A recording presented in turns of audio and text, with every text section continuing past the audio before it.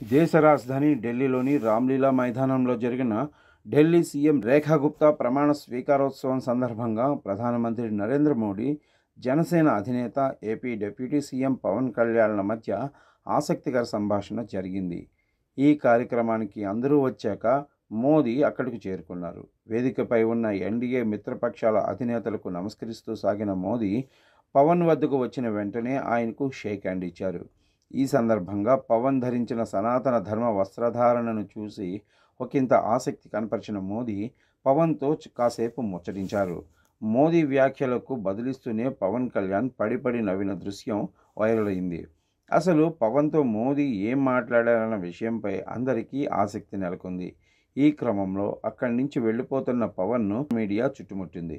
మోదీ మీతో ఏం మాట్లాడారు అంటూ పలువురు మీడియా ప్రతినిధులు పవన్ అడిగారు.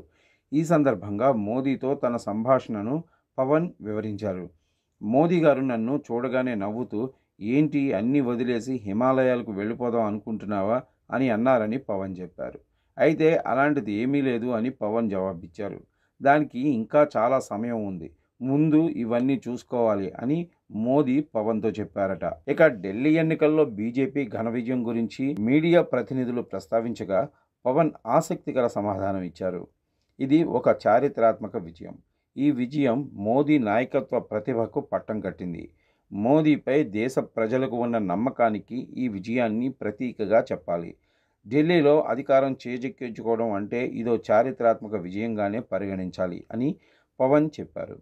మొత్తంగా ఢిల్లీ సీఎం ప్రమాణ స్వీకారానికి పవన్ వెళ్లటం, ఆయనతో మోడీ ప్రత్యేకంగా మాట్లాడడం, ఆ సందర్భంగా ఏకంగా హిమాలయాల ప్రస్తావన రావటం నిజంగానే అందరినీ సమ్మోహితులను చేసిందనే చెప్పాలి.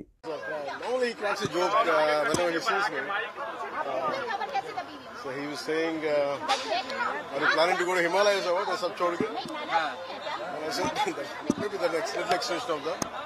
I said, still there's a lot of time to go to Himalayas. Now do your job.